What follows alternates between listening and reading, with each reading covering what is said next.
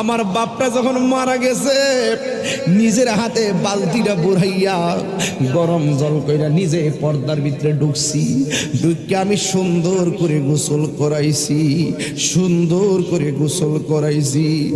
আমার বাপের গোসল করাইয়া শরীরটা মুচ্ছা আমি কাফনের ভিতরে ঢুকাইয়া খাটে শোয়াইয়া নিজে কান্দে লইয়া ময়দানে নিয়ে গেছি।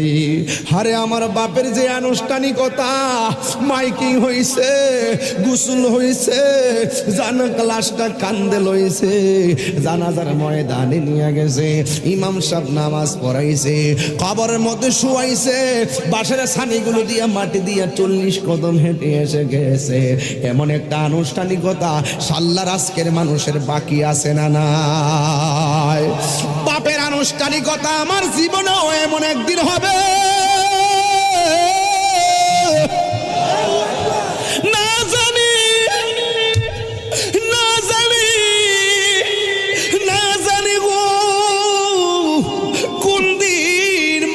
এলান হয়ে যায়